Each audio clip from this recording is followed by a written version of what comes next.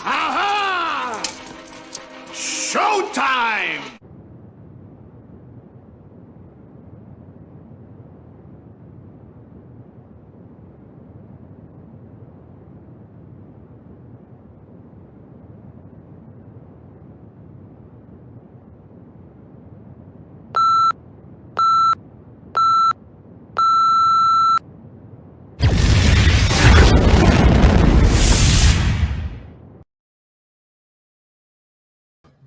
Ladies and gentlemen, boys and girls, degenerates of all ages, welcome to a very special edition of That Fuzzing 518 Show.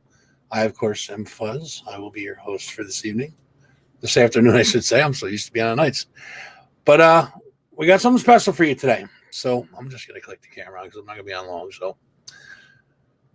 So we did the brick by brick interview a while back. We talked with Mike and Ray for a while, and we got plagued with technical difficulties. And I promised you guys I would get you another interview, and we did not fail to deliver this time. I stopped over to the brick by brick compound yesterday, sat down with Mike Valeni and Ray Mazzolo, and we talked for a while. So grab a snack, grab a drink or two. Go pee now, because you're going to need to. This one's a long one, but well worth every second that we spent together. And it was a lot of fun. It was very informative. I dug it. It was a great time, and I'm glad we got to do it. And we're going to show it to you in its entirety right now. It's like I said, it's a long one, so make sure you guys are strapped in and ready to go. When I hit it, it's just going to go, and it'll play the whole thing from start to finish. It's about an hour and 50 minutes, I think it is. So enjoy. I enjoyed it, and I'm pretty sure Mike and Ray had a lot of fun doing it too. So we'll get right into it, guys. This is that fuzzing brick by brick interview. And what more can I say? Here we go. All right, so we're going to try this attempt number 2. This is probably the way we should have done it in the first place. I don't know if you heard, I was getting pissed off at you, or not at you. I was so mad. I was like, fuck. No, it kept cutting out. The volume kept cutting out and everything. But, yeah, technical issues suck. But, of course, this is the way to do it right here. We'll record it. We'll have it. I'd rather do it this way anyway. Get a little cigar, a little bit of a... Feel free to come in the chat. I'll be hanging out. Get a blue thing to go with his green face. And, I'm drinking the heavy stuff, so. yeah. So, it's good to see you guys. I'm glad that we can do this in person instead of on the internet. This is the way it should be done. You're saying, but so we'll get right into it. Let's start with the history of brick by brick. Well, do you want the In the beginning. the Genesis edition, or do you want the you want the Old Testament or the New Testament? Dealer's choice. We're going to go with the New Testament because the New Testament is AR, after Ray. So, I mean, we've been around since 2004, but we had a lineup that really wasn't capable of touring or really holding it together so much as. I'll tell them. You know what? The hell? Go for it. Do it. So, original lineup, we were together for a year, and we had a showcase for Jamie Josta. Want to put us on Stillborn Records, want to put us on the Stillborn Fest, we loved the first record. So we got a show, and he's like, I want to showcase you. I want to see what you guys are like live. I'm going to bring a couple people to see you. Play with Hatebreed at Northern Lights, it was at the time. Mm-hmm. So we're all set. We had a good spot on the bill. Getting our back line up, getting ready. Oh, we're psyched. The place is sold out. The fucking idiot singer that we had at the time decided to get drunk and go home. So we couldn't play, and that pretty much set the path for that version of Brick by Brick, and it. We tried to hold on to it. We wrote a couple albums. We wrote a lot of material, but we never really played. And it was mostly Weekend Warrior and local stuff, and we were so much more capable of doing other things. So we, toward the end of the first Singers era, we had a tour with Biohazard in Canada, which I'm so amazed that he actually got permission from his wife to actually go do the tour. We did the tour in Canada, and he just didn't really conduct himself all the best. And we were talking to Ray. Ray did guest vocals on a song for Brick by Brick at the time, but we never released it because we ended up kicking Rich out before we released it. But he always said, he goes, if you ever need a hand, you need a backup, a fill in or whatever. And before the Biohazard tour was over, I was on the phone with him. I go, we got offered a Madball tour in Canada. You want to fill in? He goes, absolutely. So basically, I gave him the set list, and we rehearsed once, and we went on tour at Madball. And the singer's just like, told us, he goes, well, I'm not going to do that tour. You got to get a fill in. Okay, that's fine. And then I just never called him again. He's like, hey, when's practice? I go, well, we're practicing Sunday, but you're not. You said you pronounced replacement wrong. Yeah, exactly. But so that's pretty much how Ray came into the fold, is just balls out. Usurped. Just Came in, never left. and it was just such a good fit. It was finally I had fun again, and Rich and Rory, who was the original drummer, and Sean, who was the original bass player, they left because of family reasons. They grew up and they drifted. So I never grew up. So here I am. But they parted ways, amicably, and I still talk to them every now and then. I resent the old singer a lot because he fucked 10 years of my life up pretty much. I mean, could have been where we are today 10 years ago. But whatever, it is what it is. So theoretically, we started in 2015 or 2014. So who's the other two that were missing then? Andy is the bass player, and Jameson is the drummer. How many albums do you guys have out as Brick by Brick, and how many are with the new lineup with Ray and all that? Well, we're on our 4th studio record with Ray. Yeah. We have 4 studio records without Ray, but they're sold out and they're out of print. And I Never pretty much again. I buried them masters. They're gone. They're never to be heard of again. We re-recorded all my favorite songs from the first 4 records on the past 4 records that we did with Ray. So we did usually 5 newer songs and then 5 older songs, or 4 older songs. So Ray definitely has a better vocal range and more of a guttural metal presence that we wanted. I think Rich was confused with his vocal styling. Not in a bad way. It's just I don't know. The more Brick by Brick could progress with him, it just didn't seem like it fit anymore, and it just stopped being fun. He had a different agenda of being in a band. He wanted to be in a band for like Poison and Motley Crue reasons. Like I want to get pussy, I want to be with women and this and that. I can say I'm in a band, and that was his concern. It wasn't about I need to make music.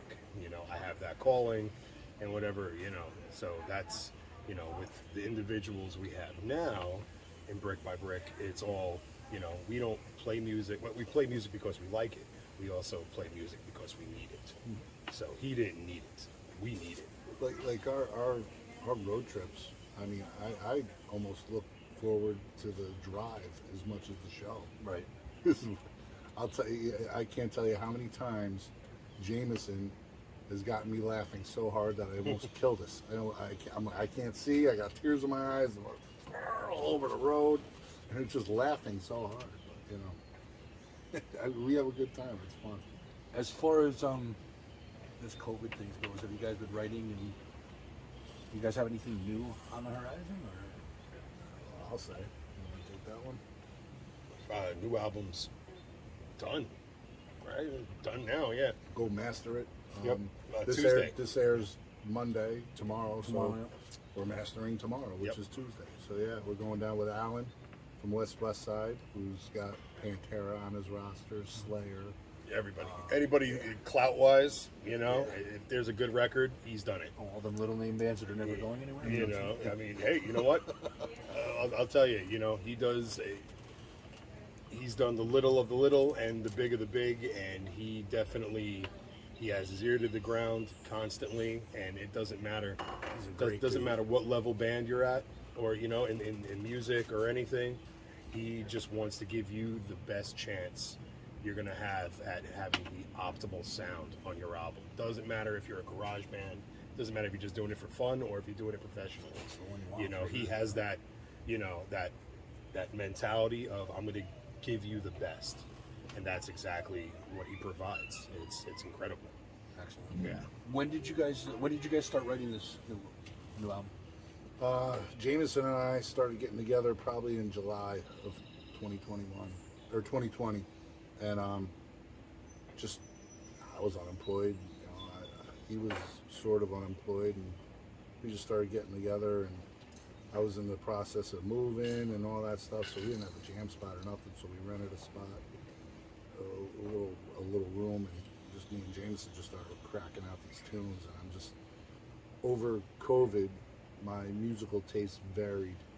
I was listening, you know, I listened to a lot of COC, a lot of Crowbar, a lot of Municipal Waste, a lot of Power Trip, a lot of metal, So I think the reflection of the songs that we wrote are a combination of those bands. You know, of course, you throw in the old Slayers and you know, the metal stuff, but I was definitely a metal summer last year. I was definitely influenced by a lot of that stuff. Yeah. So Has the album been named yet?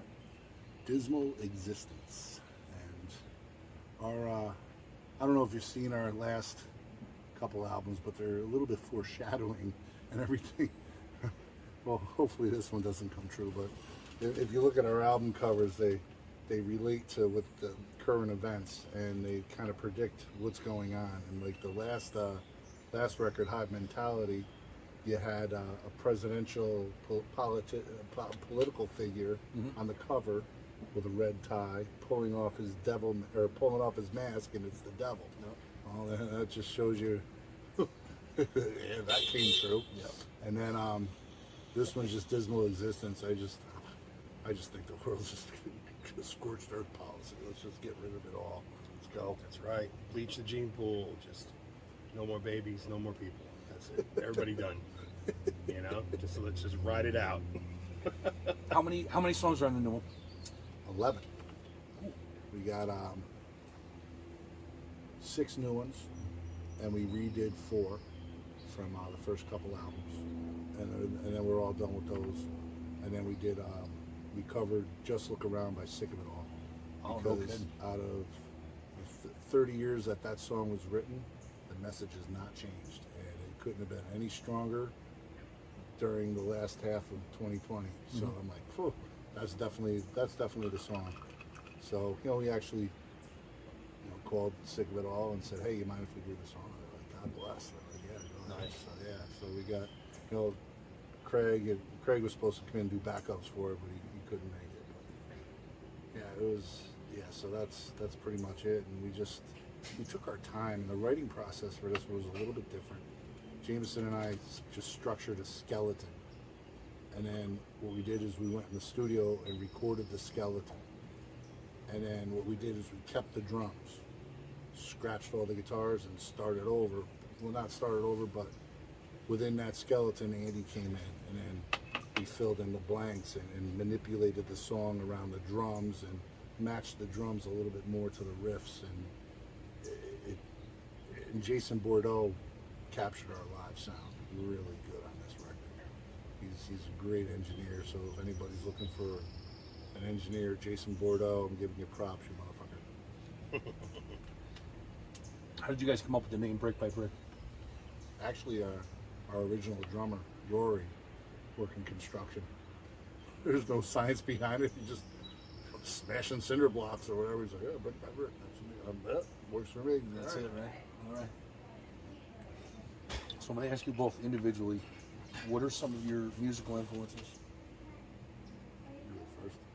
Yeah, pretty much similar. You know, I mean, I listen to everything. You know, for me, it's not like a specific genre. It's like there's good music and there's bad music, and that's the way I kind of dial it. I mean, from early on, I think my first dose of any type of heavy music was I had a buddy, and he had gotten a bottle of hooch from like his parents' bar. We went down into the basement. We were super young, and he had Ride the Lightning on cassette, and that was it. And I was like, I can't go back. You know? So yeah, I it's remember pretty hearing much that album, and them guitars were so brutal. I was like, oh. I was like, this is fun. What is this? I was like, oh my god! And I wanted more, and I wanted more. Slayer, it was Testament. You know, it's just like, oh, just get Exodus. I was like, please. I was like, just keep feeding it, and then, you know, as that kept going on, then I found Agnostic Front, and I found Sick of It All, and then I just kept kept going. It kept going. Judge, you know, SSD, and just like there was all just so many just great influences. You know, like it just for the whole spectrum. You know, whether it was thrash, it was punk, it was hardcore, it was metal, heavy metal, all types of metal. You know, it's like I was the kid that I sat there and just waiting for a song and then playing a record. You know, you know, and just so I had all the blank cassette tapes, and like I had to make my own mix and everything, and just walking around with the boombox, but just all metal and hair metal and everything else. Oh man, I must have wore out several copies of you know, of Hysteria and everything. You know, I loved Def Leppard when I was here. Oh yeah, Barbara Streisand edition. Yeah, it was one of those things where unless you actually went out and bought the CD or I guess it was in CDs or cassette then. Unless you actually went out and bought the cassette, you never owned the first second of that song, ever. Yeah, there was a lot. You know, I mean, I had a lot of different influences, and I just love music. It doesn't even matter. I'm a big John Denver fan. Love John Denver. You know, but that's nowhere in the wheelhouse of. You know, that's all folky singers, Sam did a songwriters cover of it. Yeah. Take me Yeah. home. Yep, Country Roads. Yep. You know, there's just tons of, you know, but nowadays it's like, you know, I listen. So my spectrum is crazy. You know, it could be anything. It just depends. It just depends. Yeah, you know? our the iPod in the van is very eclectic. Yeah. Very. And you know, we were coming home from the show. We just played New Jersey with Departed and Gloves Off and Bushido Code and Cropsy and a whole bunch of great bands. And I was like dozing off coming home, and we were listening to Depeche Mode and fucking It's one of my favorites. I'm singing in the back. I'm like, fucking yeah. crazy shit. Oh, Jameson, his musical taste is very underrated. I mean, because he's quiet and he doesn't really voice his opinions too much, but he really amazes me for the age that he is, the amount of knowledge that he has with music, you know. And I mean, you know, I'm old. I'll say it, I don't care, but you know, I mean, I know all these songs because I remember when they fucking came out. Yeah. You know, but my influences are pretty much anything that's energetic or has some sort of emotion in it. I mean, when I was growing up, you know, of course, you went through your phases. You know, you stole all your dad's fucking music collection, Zeppelin and Sabbath and Pink Floyd. Then you moved to the Judas Priest and the Iron Maidens, and I discovered Slayer. And then all of a sudden, there's COC and DRI, and Agnostic Front, and Madball. And it's like, it just The list goes on and on. yeah. Absolutely. So, I mean, I would say everything. I you know, I know Priest's huge influence. it's a cliche thing to say. I listen to everything, but I can honestly say I hate pop country. I hate pop anything.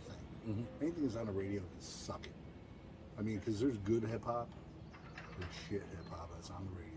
There's good country, there's shit country that's on the radio. If it ain't on the radio, it's gonna be good. Just like, oh, we're not on no fucking radio. See that? Now, Oh, see, that is the Mike Valeni way of gauging good music, guys. that's it. All the stuff that's written for, you know, like they have ghostwriters or whatever. That's, you know, people that are, you know, corporately writing their music for them and their songs.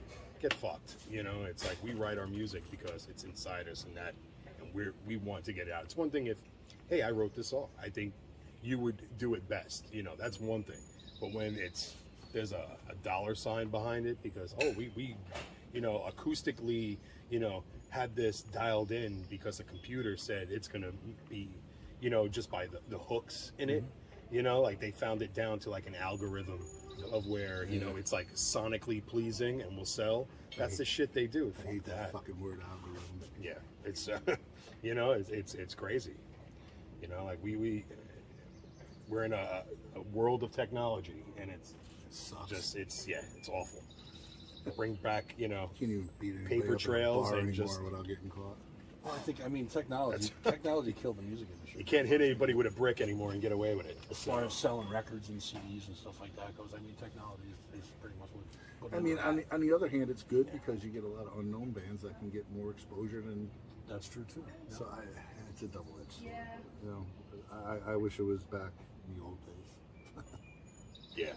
So here's another question for both of you guys. What actually got you into wanting to be a musician? What gave you the bug to get into becoming a musician?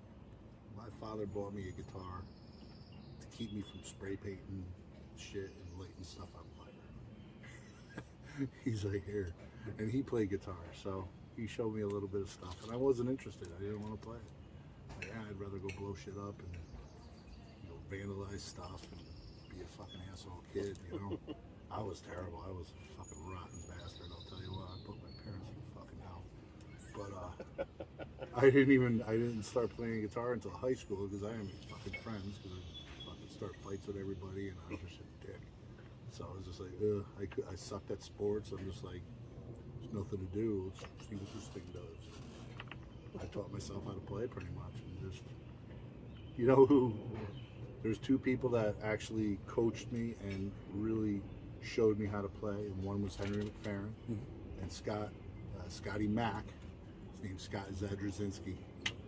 Nobody knows that, but I just blew the spot up. But Scotty Mack, he used to live down the road, and he actually had the Ride the Lightning cassette. And he's like, "Oh, this thing's garbage. You want it?" And I'm like, "Fuck yeah!" Yes, I do.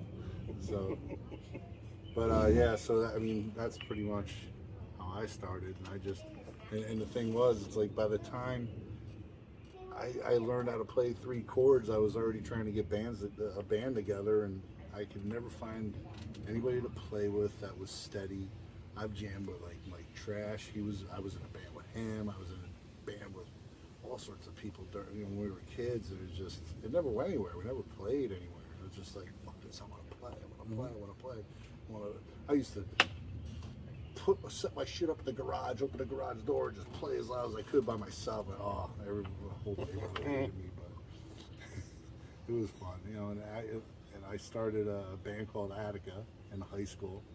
I kept that name forever, and the revolving members. But you know what? Every time I replaced a member, we would go to a next level, go to the next level, go to the next level. I mean, we ended up opening up for Slayer and Testament.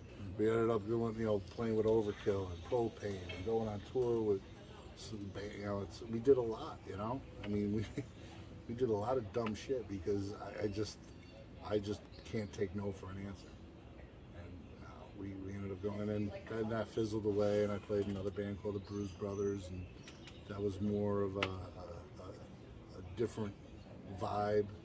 And then brick by brick, I was just like, I had a focus. I'm like, all right, I need to do a metal band, but I was in the hardcore scene at the time. So we're a metal band with hardcore roots. So we get labeled as hardcore and we get put on a lot of shows with hardcore bands, but we're metal.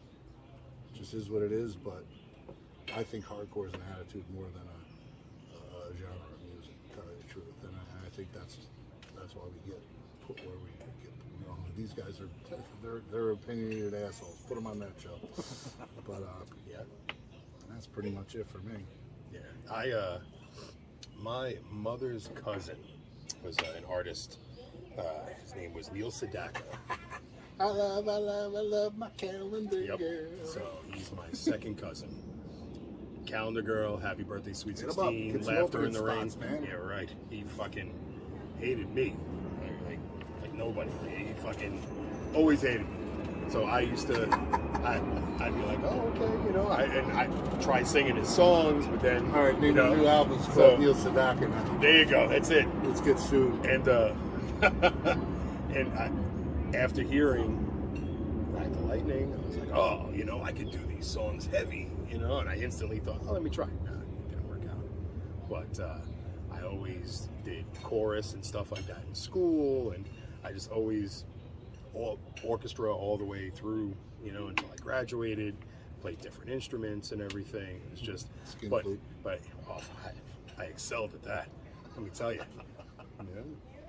But you know, all different. You know, I always I saw what he was able to do, and I was like, you know, I can do that. I can do that. And I had a music teacher. Her name was Mrs. James, and she absolutely hated me. And she told me one day, she was like, I couldn't hold the tune if it had a handle. She told me. And then when my mom went to go talk to her about it, she was like, your son can't sing his way out of a wet paper bag. And I was like, well, I'm going to prove you wrong. And just kept playing. Later on in life, I had different bands and things, you know, all garage stuff, doing little local clubs like Bond Street. I got to play CB's and everything else, like all these little places, Voodoo Lounge out in Queens. There were a couple of the Bay Club in Staten Island, like just, you know, all these small places and things, and just good opportunities. Lemore's all the time. And I had a roommate who fucking she tried throwing me out. And I'm like, my name's on the lease. We had a whole argument. She decides to take me on the People's Court. I'm like, oh, okay. I didn't know this. Yeah. Oh, yeah. That video's floating around somewhere. So I'm like, you know, I'm wearing my band shirt and everything. I go in, and it's Mills Lane. So back then, you know, Oh, no shit. and oh yeah, you know, and they told me going in. They're like, look, this is what you do. Da da da da da. You go in. You do. Case is already done. You know, it's all TV stuff. Yeah. You know, and they're like, you lose. We pay for everything, that whatever they're going for, and we pay you in the process. Cool, whatever. So I'm like, I'm gonna be a big asshole, and that's exactly that was exactly my plan. As we're walking in, I kick the gate open, fucking everything. You know, you have the whole pews and everything, all the chairs, they and I'm must just have being a loved dick. that for TV. And so he's like, what do? You do music? You do music? And he told me, he said I have to quit. Mills Lane? He told me I had to quit my heavy music and get a heavy job. And I was Get like, a heavy job. yep, quit your heavy music and get a heavy job. Yep, I got to find that video. It's somewhere. Wow. And I was like, and it stuck in my brain. And I was like, okay. And then later on, when I finally started touring and going places, going to Europe, albums are out, this and that, I went and his management, I sent them copies of my albums and stuff, and like my tour rosters and things and my itineraries, and be like, yeah, I got a heavy job. Did you win the case? No, I lost. No, they Well, you didn't have to pay it. Nope. No, and I shouldn't have anyway. I should have won, but because she ended up coming, she said that her grandmother lived there, and I was a nuisance to the grandmother. Wow. Grandmother didn't live there, and it was my apartment. I was like, it was my, you know, so she ended up working it around. You know, it's easy if you bang the landlord, I guess. So you get paperwork screwy, and everything gets put into your favor. So, I don't know, on the People's Court. You Yeah. did that shit tonight. oh yeah, look for it. Yeah. I'll be looking for it for sure. It's on there. It's got to be on there somewhere. I have a cassette tape of it somewhere. It could be anywhere in the world right now, but it's on there. Oh yeah, should be able to. Yeah, I don't know. Maybe Google will have it or something. Yeah, we're definitely gonna have to look for that. Look that up. Yeah. So now that we know what got you to where we are almost today, we're going to play Hive Mentality for you guys from Brick by Brick, and we'll be right back.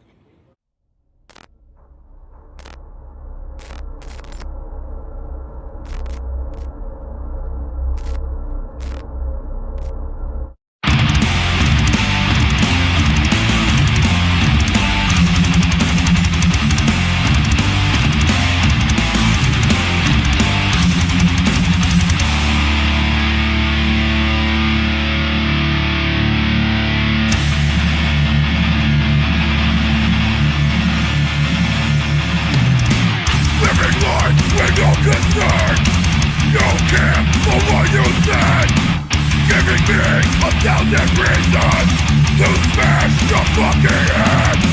You're just another truth following behind, only doing what your soul, poisoning your mind, turning a blind eye with a knife in your back, trusting no one, my blood running black. You're just another drum following behind, only doing what your soul. This shit is getting old. Tired of all the fakes, surrounded by fucking snakes. No one has your back, they never did. No one gives a fuck, they never did. You know what? I'm sick and tired of all these weak motherfuckers conforming their shitty lives around others. Get your own fucking life. Get your own fucking thoughts. Get up off your ass and do something for yourself. If not, it's time for you to get the fuck out of the way or you'll get trampled. Cut the cord. Get out of the media's pocket. Put your smartphone down. Look people in the eye. Step the fuck up. Shut the fuck up and stop being cattle. No one has your back, they never did. No one gives a fuck, they never did. You're just another drum following behind, only doing what your soul, poisoning your mind. Tired of all the things, surrounded by fucking snakes.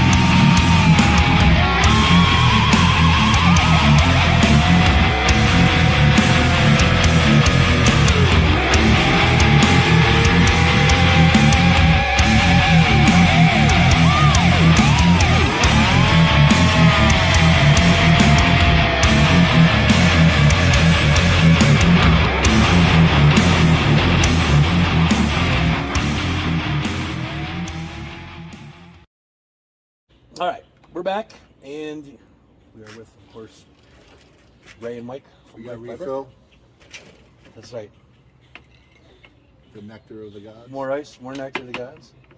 Mother's milk. So, speaking of nectar of the gods, that leads perfectly into the next question. Let's talk about some of the other things that you guys have going on. I know you guys did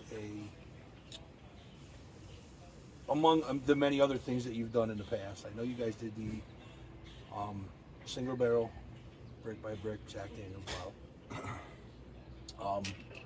So let's talk about that kind of thing. You got COVID, and you got me unemployed. Me unemployed with nothing to do is jail.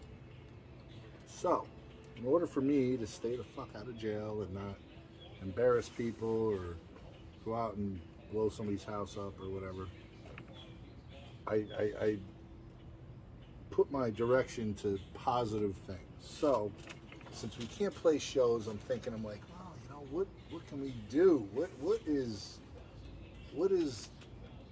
we do to keep our name alive through this? God knows how long it lasts. Thank God it's coming to an end. I hope it's coming to an end.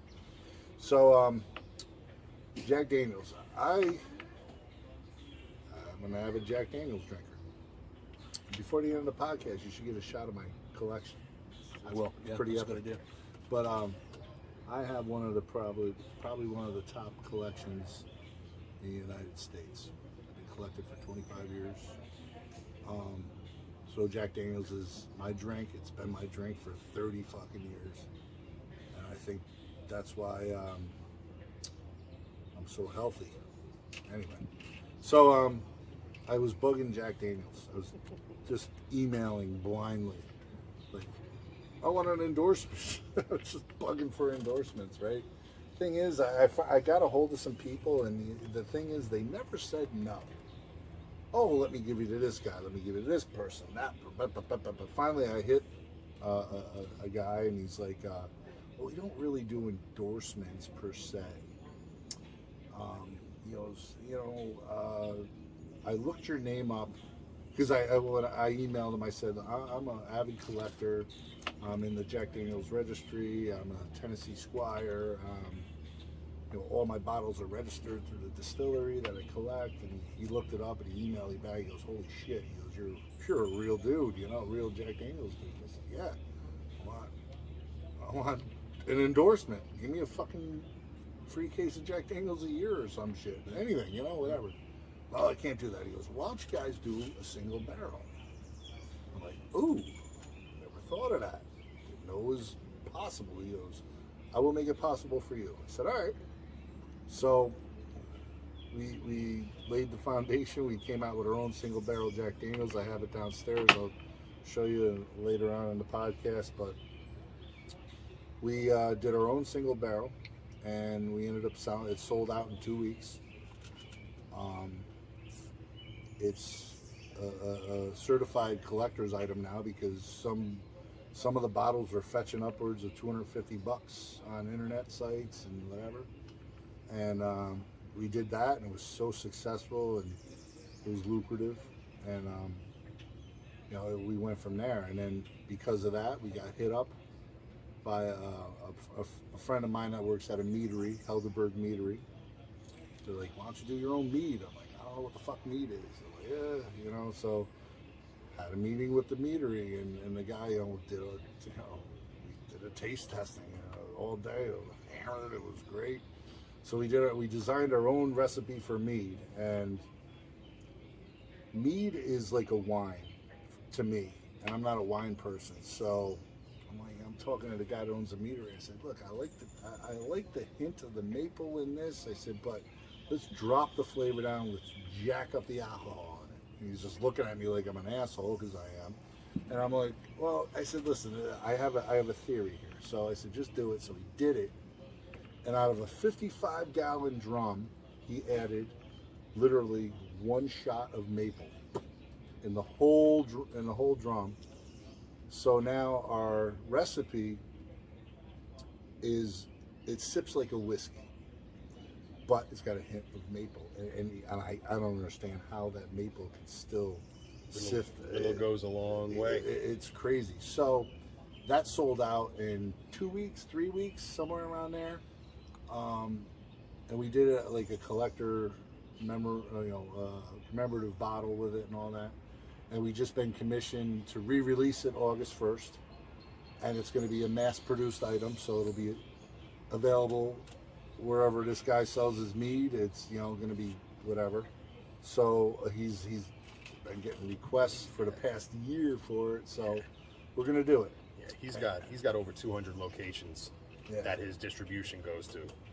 So it's... And plus we got the Bull and the Bee, which is my buddy Tragedy's new meadery. So, now we have a place to launch everything. So that and Helderberg, I love Helderberg, but it's a little out of the way for us. But August 1st, we're going to do like a cool little marathon run between the two meaderies and celebrate the release of the new mead. The new pillage. The new pillage. It's called Pillage. I like it. Yes. So, and then with this meadery, he is taking our recipe and he's aging it for 1 year in a Jack Daniels barrel. So that will be available around the holidays, and it'll be called Pillage Premium. And that'll be a very limited, it'll be like a single barrel release. So we got that coming. And then we just did a collaboration with Crossroads Brewery, and June 13th, Sunday, we're going to be releasing our Brick by Brick Bloodshed Red Ale. That'll be released at the Bull and Bee on 13th. There's no cover charge. Come on down, 3 o'clock. Grab a can of the Bloodshed. And again, that's a small run because we don't have any venues yet to really facilitate the beer until the new venue opens, which we're announcing. Well, it'll already be announced a couple hours ago. It's gonna new venue is called Empire, and it's me partnered up with Upstate Concert Hall. We got a venue in downtown Albany, 1,200 capacity upstairs, 400 capacity downstairs. One-stop shop for all your hardcore and metal needs. Go there. And then we're in talks with developing our own strain of gummy, THC gummy. And I'm also going to be talking to somebody about our own custom cigars too. So we're doing a lot of shit just because I was bored and during COVID. So You got to stay relevant and keep busy. You know, idle hands. Devil's Playground. So all you know? bands out there, do your research, and if you want some crazy shit, start asking, because you never know. Clearly, it doesn't hurt to ask. Worst they could do is say no. Yeah. You know what? I don't take no for an answer. Now we got our own Jack Daniels. So Or if you want to get free ideas, ask him out to a meal and then bore him. Because you get all sorts of free ideas. I don't know about free ideas. I say it's got to cost you It's one gonna way. cost You know, you, that's ain't right. nothing in life for free. That's right. So in the, speaking of bands, as you pointed out too, who in your opinion is a standout, or a few of them anyways, who are standouts in the local music scene? Wrong move. fucking brutal. They are hate breed mixed with New York hardcore. They're brutal. Wrong move. Definitely wrong move. You got a lot of great influences in their Downswing. sound. Downswing's awesome too. And now that I mentioned wrong move and downswing, we got a boat show. Oh, it's sold out. Sorry. September Get fucked. 4th, we were doing a boat show with wrong move and downswing. Hopefully you guys didn't miss the boat on that. But this area has so much talent and is so underrated. But being the victim of being in upstate New York, it's so hard to break out of this area. It really is, and it always has been. Always has been. You're always 2 steps behind. You take Stigmata for example. They should have been fucking huge. Them motherfuckers should have been. They should have been huge. You know, and then you got like the Troy bands that never really did too much, like Wartime Manor, Dying Greed. All them bands, they were fucking great bands, but you're stuck in Troy. It's like, you know, it's like you can play all the out-of-town shows you want, but you know what? You're not linked with the proper people. It's like, you know, it's like when that Brooklyn scene broke open, like with Biohazard and Life of Agony. You know, it's like they all grabbed each other together and they all grew. It's like, but all the record labels are located right there, so they could roll out of bed and go to a show and check the bands out. Upstate, they're like, yeah, fucking, I'm not. That's why you had Blue Grape and Bay Ridge Talent, you know, and all that, and they did, you know, Biohazard, Sublatory. You know, I mean, at least for that like little genre there, you had Life of Agony, you had Biohazard. You know, everybody knew each other. Marauder, everybody, they all were just together all the fucking time. So you know, everybody went to each other's shows. It was a different time. Everybody gave a fuck about each other. You know, and if there was a problem, that problem didn't exist anymore. You know, it got handled a proper way, not the way things get handled now. Now it's like everybody's, you know. It's Get like, off your fucking keyboards. yeah. So it was definitely a different animal.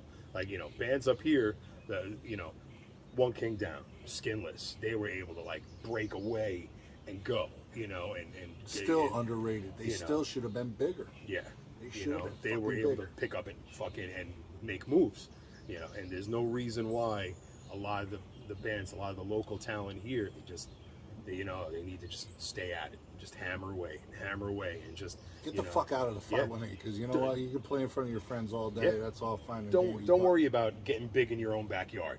You know, drive out 2 hours and fucking, you know, and commit elsewhere. You know, it's not about making money. It's not. Pay your It- dues. Yeah. We're still paying our dues, and we're fucking. I don't know. Technically, we made it. I guess. I don't know what the fuck. Shit, we still gotta fucking beg and plead for shows. But yeah, I mean, yeah, I can't voice it enough. Stigmata should have been way bigger. you know. And Shit, just- Save Us comes on Spotify. I want to smash everything I fucking see. So it's just like it's just something primal. It is just like almost a complete perfect song. That would have to be it. Yeah, but Wrong Move and Downswing are definitely probably the top two local bands right now, killing it. There's so much talent up here though, and I do a lot of bookings too, and it's just, you know, that another band too was State Champs. State Champs did it right. They were a pop punk band based out of the tri-state area up here, and they played shows for me, and they sold tickets, they did the right thing, and you know, they fucking made it, and they're a fucking great band too. It's so, I mean, I guess the genre of music helped them progress a little bit more, but you know, Yeah. And they have the right attitude. yeah, exactly. I mean, hardcore bands latch on to other hardcore bands, and they repay favors all across the United States.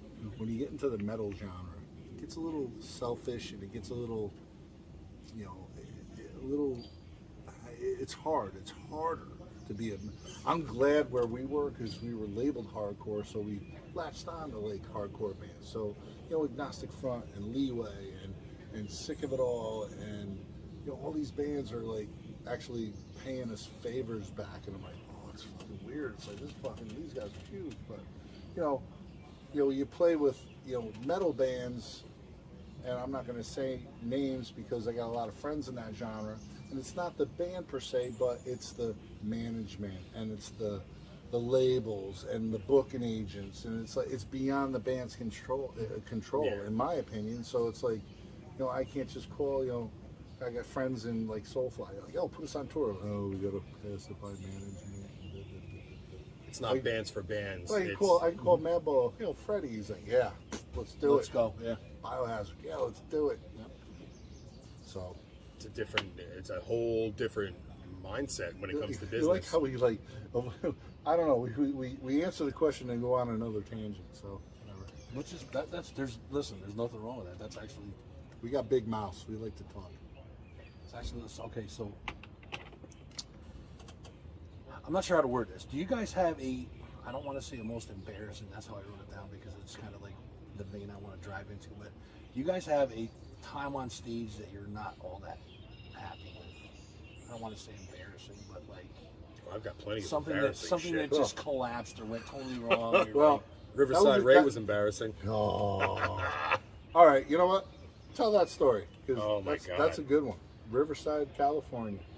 We were playing a festival out in Cali, and we got there super early, and that's when we were in our super drinking phase. We drink now, but we're a little more. We dial it back a We little brought bit. a straight edge kid to drive us. Mike Chamberlain from Wrong Move. Thank you. Yeah, saved our lives. So it just pretty much, and yeah, And Chris Kostakis. Yep. Chris Kostakis. went JetBlue, out, thank you. but we got him hammered most of the time. He was shit for a fucking guitar tech. He was fucking blasted the whole time. Yeah, we got there super early.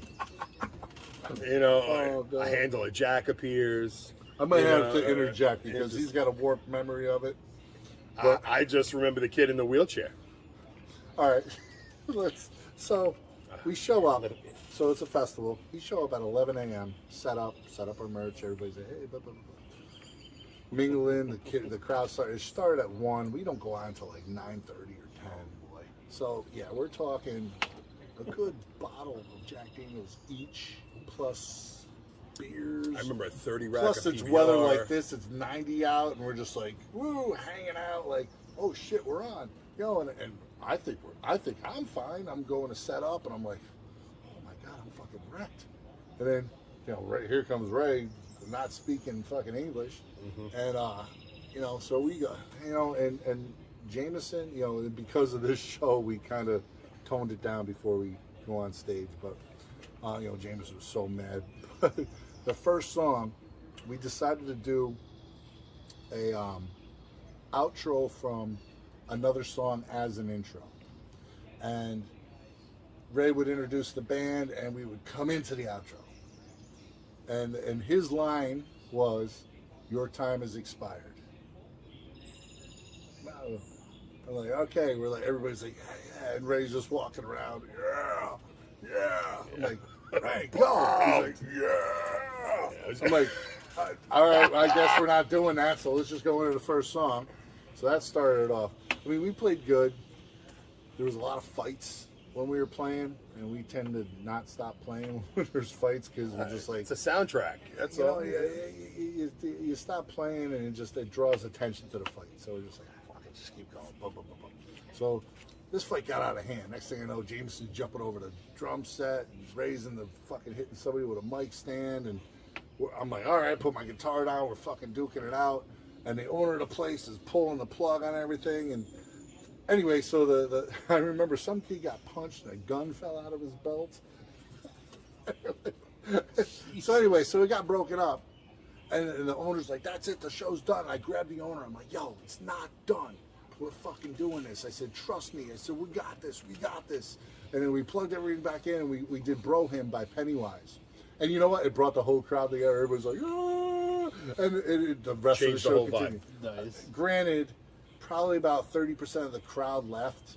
And like the last bands were fucking, they were like, you fucking Oh, yeah, assholes. I broke some kid's wheelchair. That I remember. Oh yeah, oh I'm sorry. I remember I broke that kid's Some wheelchair. guy's in a wheelchair, and he went out there. Next thing you know, the fucking wheel of the wheelchair is that way. The guy's on the ground. People are stepping on him. I'm like, that can't be good for a crippled guy. Am I allowed to say crippled? Is that fucking? Don't cancel me. Fucking walkably challenged. Anyway, so that happened. So the funny thing was, the next day of our tour got canceled. And I'm like, fuck. So the booking agent goes, yo, don't worry about it. I got you a show at the same venue. I'm like, oh, what? Now, mind you, Jameson yoked up the promoter, got him in a headlock, choked him unconscious, whatever the fuck. And I'm like, oh. So I go, hey, guys, we have to go to the same venue. We're like, oh. Don't worry about it. We got this. Let's just. So we show up to the next day. We pull up. I said, I just acted like nothing happened. I walked Easter in. Sunday. It was Easter Sunday, and we were at that one place. We were smoking cigars. And Yeah, it we was- found a it was cigar great. lounge, drinking, So- just partying. Like, So yeah. we walk up. We're like, hey guys, what's up? And there's the owner of the place who got punched by somebody, not me. Then here's the fucking promoter that got choked out by Jameson. I'm like, hey, what's up, guys? And they're looking at us like, you fucking kidding me? You're here? Like, hey, our the booking agent said that we're here today, and yo, great, that was a great show last night. Thank you for everything. And they're just like, okay. And they started wristbanding me. I'm like, come on, guys, we're all good.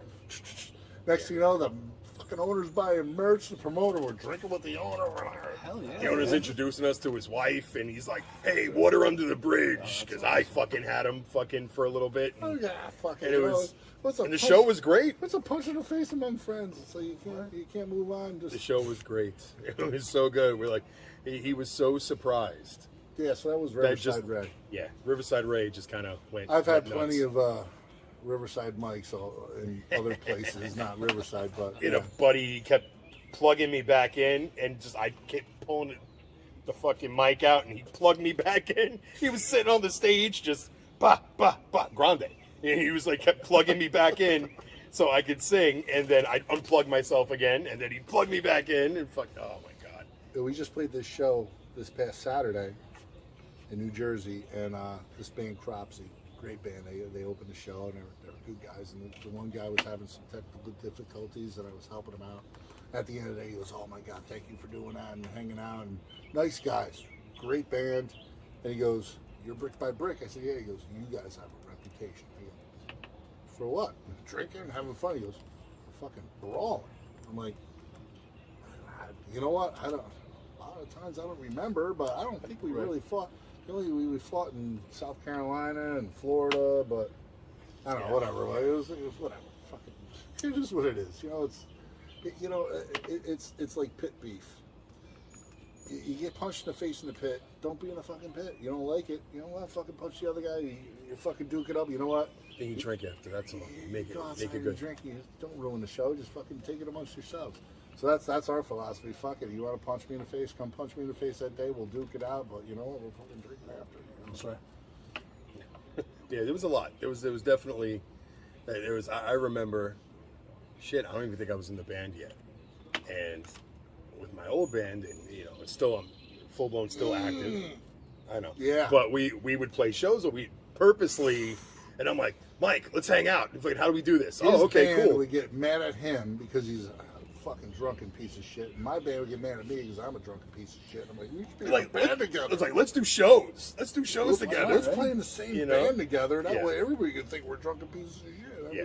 like, that's a great idea. He's leaving the stage mid fucking set to go piss.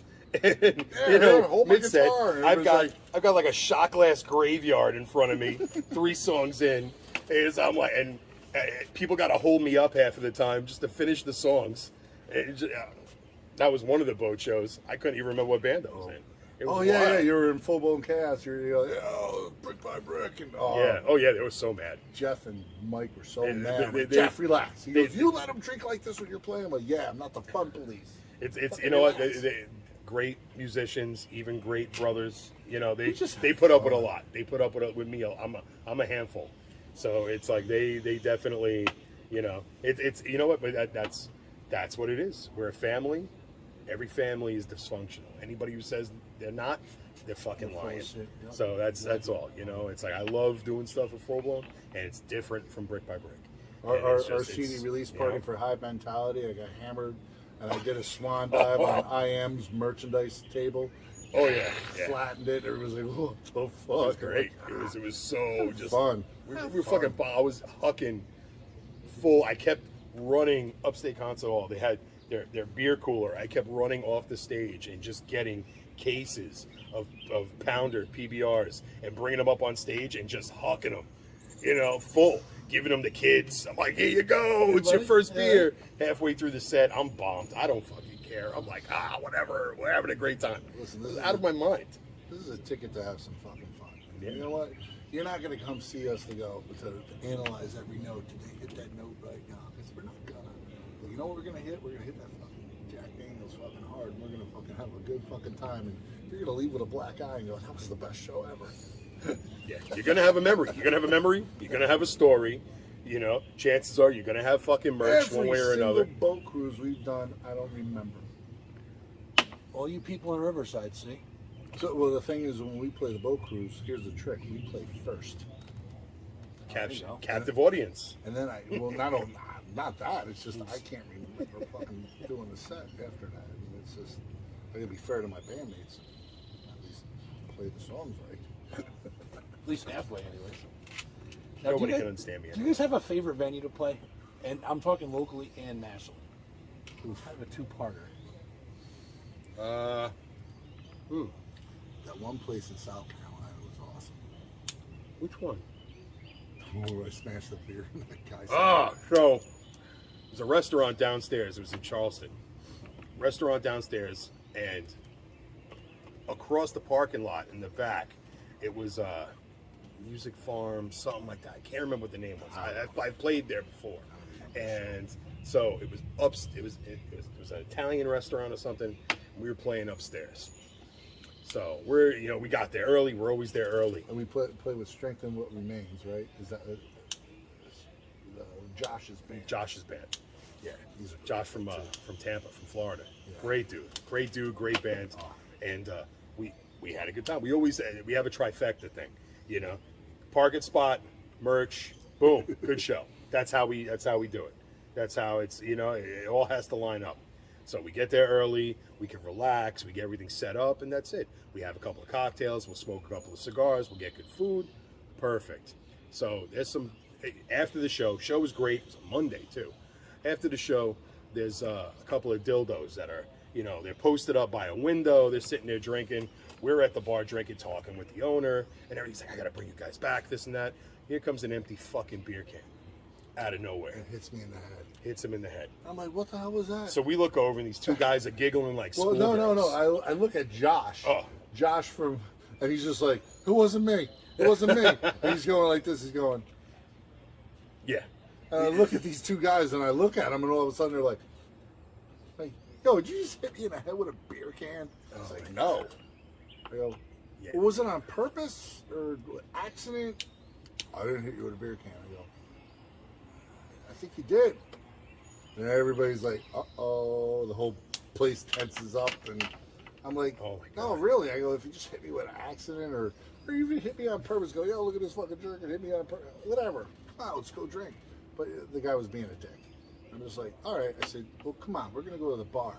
And I said, and I grabbed a 24-ounce can of something, and it was full. And I go to the bartender. I go, I'll pay for this. I just bang, I start hitting him. I go, you like getting hit in the head with a fucking beer? Oh, it was Oh great. yeah, that one dude. And the other guy, I had him pinned up against the window and the table. It's like kicked the table and pinned him so he couldn't leave. I'm like, you can't leave. Here I'm And telling had him Cropsy, fucking here I'm pinned. telling that band Cropsy, no, we don't fight. Nah, And we're good. they ran out the back door. They fucking guy fucking weaseled his way out. They couldn't go one way because they knew the band was downstairs fucking loading shit.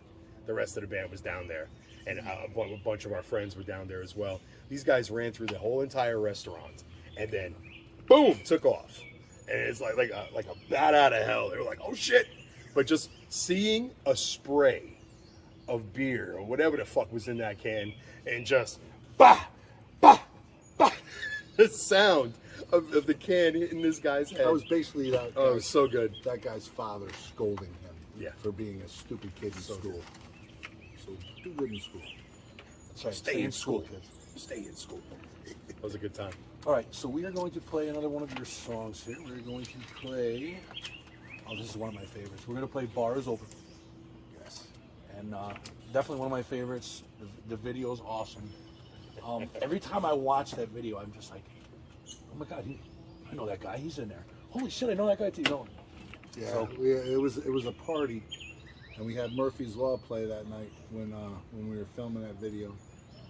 So a lot of New York City cats were up, and Tony from Municipal Waste does guest vocals in that. And since he couldn't be there for the video, we made cardboard cutouts of his face.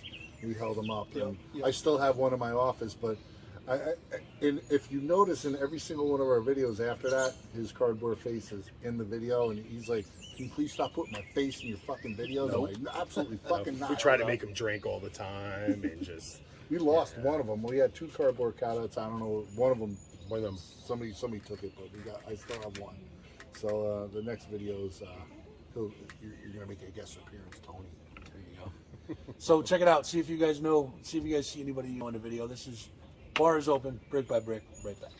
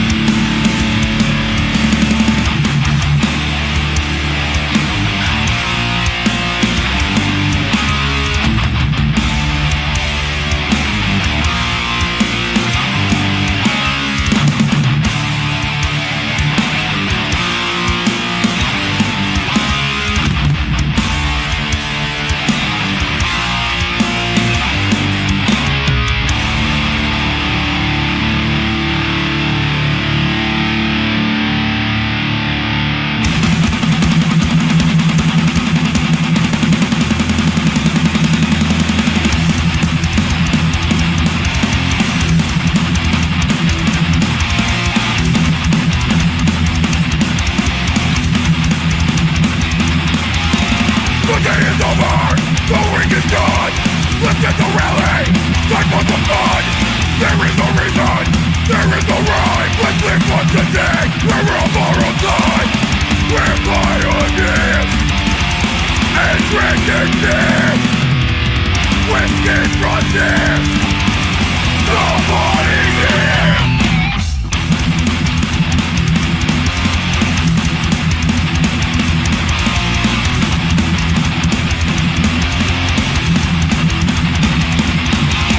The day is over, the week is done.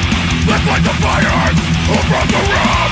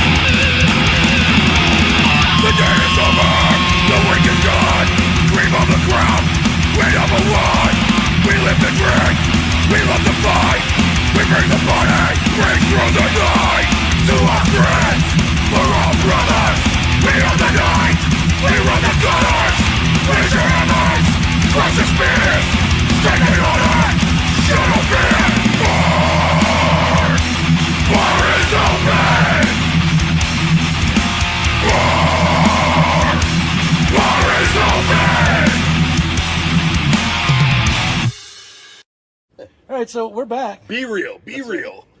There's no editing. Editing's for fucking pussies. So we have some questions that Mike passed along to me through These are legit questions, first of all.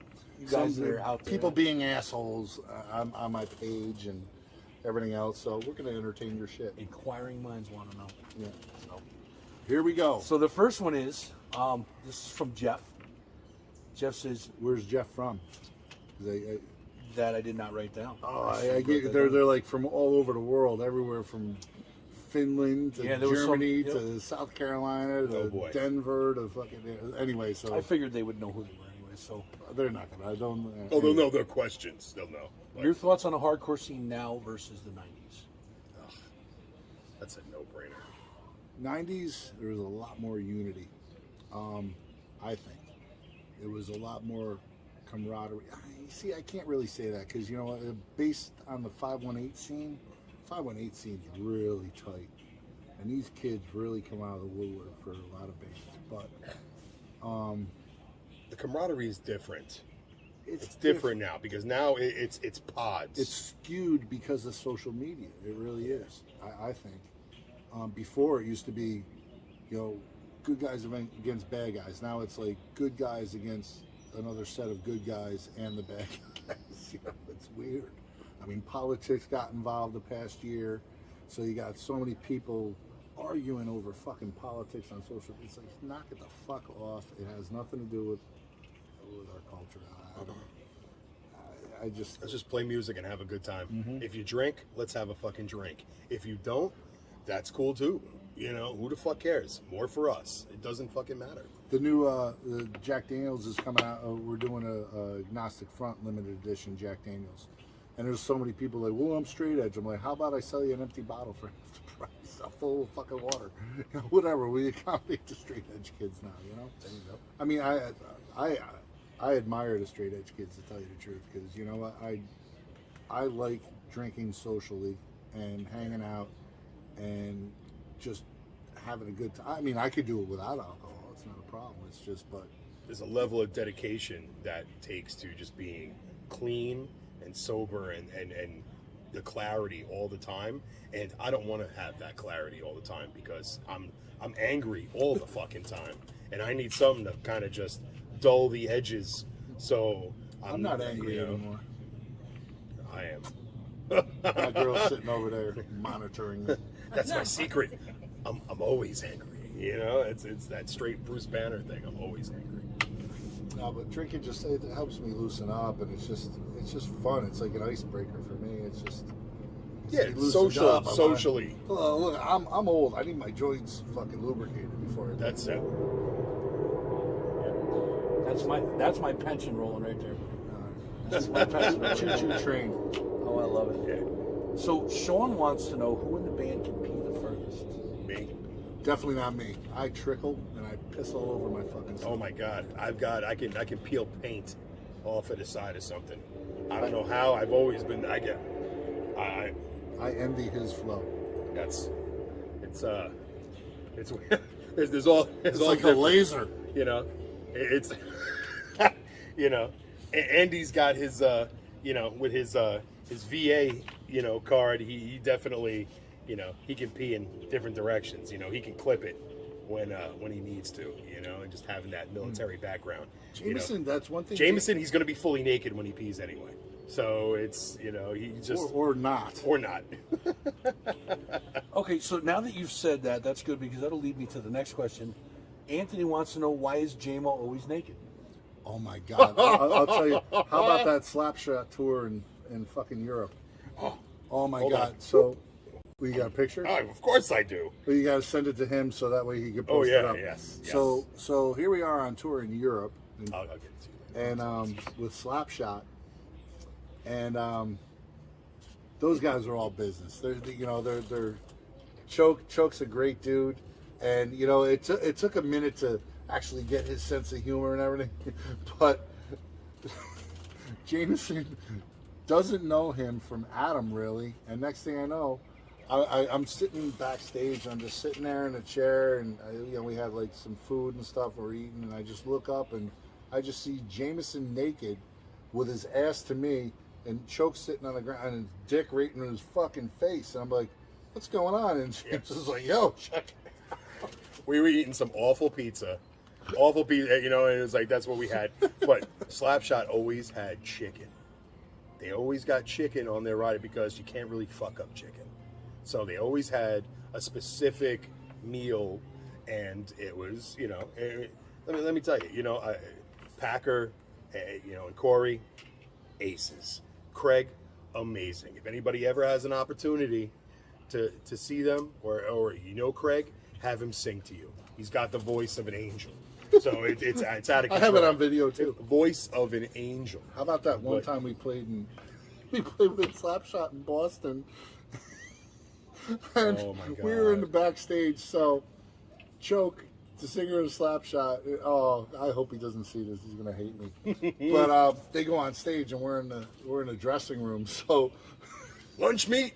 we take the lunch meat that was in the deli platter, and we lined his sneakers with it, like insoles. Like insoles. Yeah, bologna and ham insoles. He came off stage. He put the sneakers.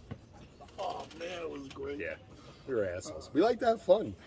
We like to have fun. It's one of those things. I wore a hot dog costume at the end of that show. Was that the show? During Pennywise. Yep. Oh, God. I wore a hot dog costume. I ran off stage, threw it on, came back on stage, and I was like, because everybody was just being so serious, and I'm like, have a fucking good time. I was like, I'm just handing out the mic, the kids singing along in a giant hot dog costume. Thank you, Nicole. Leeway It was on from that the- too, right? Leeway was on that also. Yeah.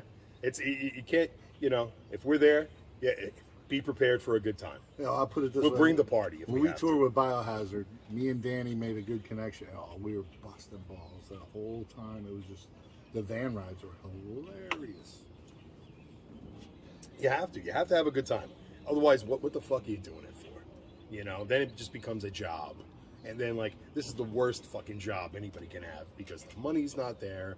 It's not, you know, some shows are hit or miss. So Jameson's always naked because he's the comic relief. Yes. That's the There we short go. answer. There you go. So Dan wants to know: is there any plans to stage dive at the end of your show? Fuck no. I'm too old. I'll fucking hit the. Everybody's gonna part like the Red Sea, and I'll be hospitalized. The last time I stage dove, and it was Black and Blue Ball at the Well during All Out War. And kids, I'm lucky I caught myself because I was like, there was so many kids piled up, and I know Mike scored for years just for playing shows with them forever, and we're booze hounds and everything. And I was like, oh, I'm getting up. I just jumped up and tried to cannonball off, tucked myself in and everything. Nope, everybody, I'm lucky I got my footing. And I was like, what the fuck? You know, I was hoping I can make a ripple. I was on crutches for that show. I remember that. Crutches. Yep. Yeah. That was I played on crutches. yeah. So Dan Asylum asks: will there be a new action figure collection anytime soon? That would be great. Actually, well, sort of, because Paul Sharkey is doing a video for one of our songs, which is going to be released when, I think we're going to do it before the record comes out, but he's doing a video consisting of puppets of us. So it's going to be a puppet video. So there's this movie, what was that movie that they just did, that fucking puppet movie?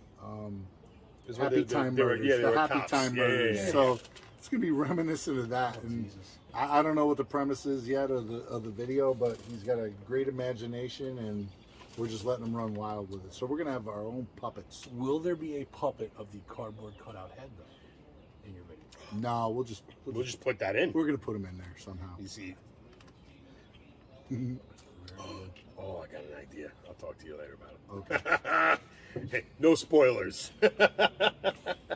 So Glenn asked: will you ever cover Madonna? True Blue album was fucking gold for me. I don't know anything about Big that. Madonna fan back in the day. You know, I used to love it. I had cassette tapes of Madonna. I listened to everything. I think we should do a Nickelback cover. That's the one thing. Let me tell you. Let me tell you. Madonna's Ray of Light is sonically perfect. I used to use it. I hear people using it for like For sound check. checking to dial in. Yeah. Use that song, and Maroon 5 has a song that's equal to that also. That you know, with Full Blown in Europe, our sound guys and stuff used to use that to like just balance I've out. seen an interview about Full Blown. You know, I know, but just saying, you know, we would balance out. You know, so it's sonically perfect. So there's stuff like that. You know, but. So there's I a love possibility Madonna. that you Love Madonna. I We're not going to say no. I don't say no to nothing. We've done some fucked up covers. So That's true too. Malcolm, and I believe this is Blacksmith Malcolm, if I remember correctly. Malcolm Mania. Malcolmania, that's right. He wants to know the first song that you ever learned on guitar. Living After Midnight by Judas Priest. And Scotty Mack taught me that, and he taught me the lead and everything.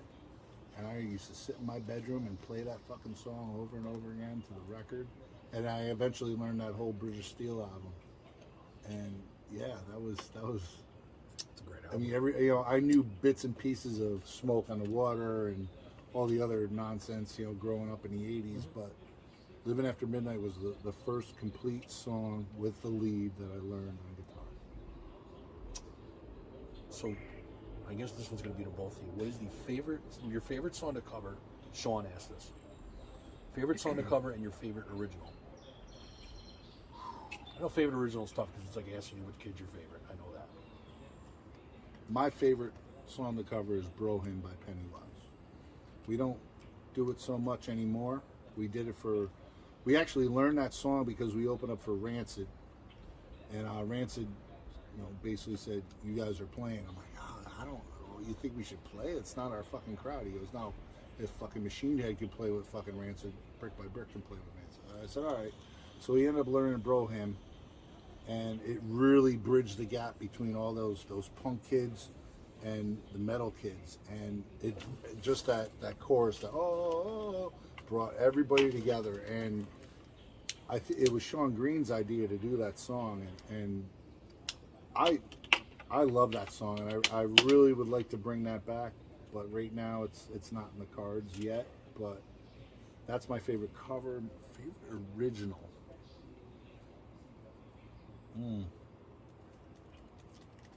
I'm not sure. It's just, I mean, what Destroys You is definitely up there.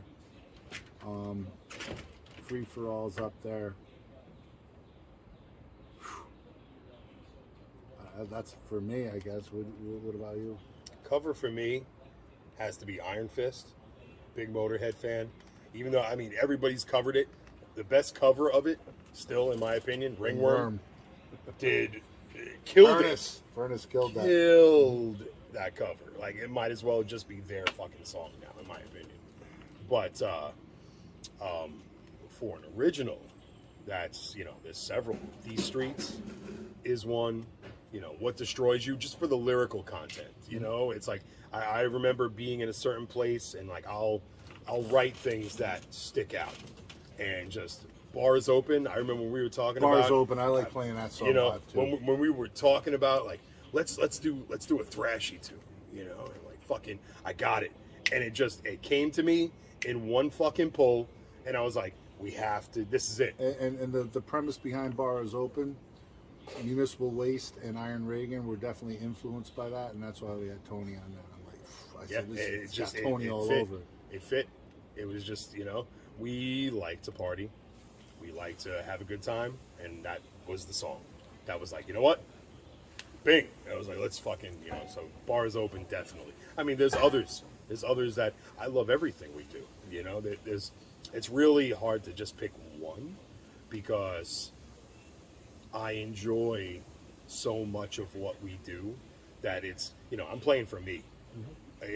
Playing for everybody else, yeah, that's cool. I mean, that's the object of. But when I play, it's like I'm getting just a personal satisfaction out of it because I enjoy everything Mike has written, everything that everybody's written together and put together, and it's just it's true. Everything is it's sonically pleasing to me in the long run. And it's like, fuck yeah, and just being a part of it is great. Some of the songs on New Record are definitely potential to be favorites. Yeah, oh yeah. Easily.